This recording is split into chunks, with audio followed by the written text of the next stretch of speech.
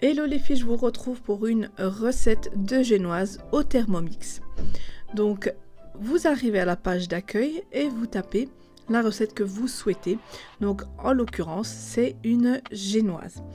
Vous pouvez vraiment trouver toutes les recettes que vous souhaitez sur l'application Cookidoo. Donc voici la recette et vous avez les ingrédients juste à gauche. Donc c'est parti pour la recette, j'ai déjà préchauffé mon four. Ensuite je vais venir installer le fouet, donc faites très attention, voilà, que ce soit bien accroché. Ensuite je vais mettre 4 œufs dans le bol du Thermomix. Ensuite 120 g de sucre en poudre, donc ce qui est bien c'est au gramme près. Donc je remets le couvercle et je vais mettre 8 minutes, 50 degrés, vitesse 4. Donc ça va pendant 8 minutes. Fouetter la préparation, vous voyez, à 50 degrés, voilà, et après refaire 5 minutes, vitesse 4, mais sans aucun degré.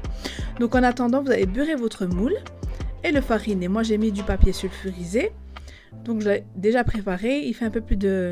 il fait 22 cm je pense. Donc voilà, il me reste encore 4 minutes 45. La préparation est terminée, je vais vous la montrer, elle a très bien monté, vous pouvez voir. Donc j'appuie sur suivant et il faut rajouter 120 g de farine. Vous pouvez la tamiser, il n'y a aucun problème. Voilà, moi je ne l'ai pas tamisée, j'ai mis directement avec le paquet. Donc voilà, moi j'ai pris la farine d'Aldi type 45.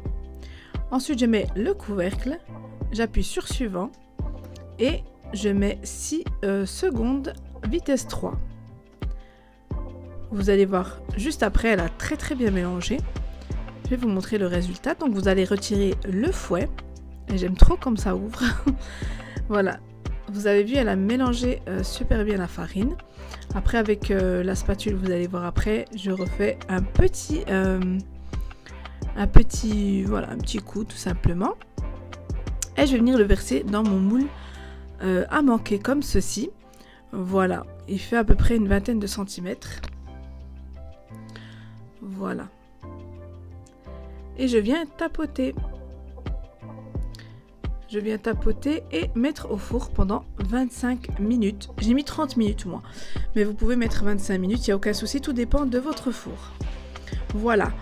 Ensuite, voilà, vous vérifiez la cuisson en mettant un couteau dans la lame.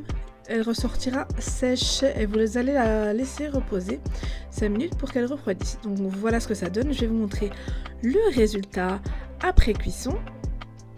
Et franchement, elle est légère, moelleuse, elle est haute. Donc franchement, les filles, testez-la au Thermomix, elle est inratable. Donc là, c'est ma fille qui démoule. Voilà, elle a voulu démouler puisque c'était pour elle, elle voulait faire un gâteau à la fraise. Donc vous voyez la hauteur, et si vous le mettez dans un moule plus petit, elle sera plus haute. Voilà, vous pouvez très bien doubler les quantités, il n'y a aucun souci. Donc voilà, c'est parfaitement démoulable.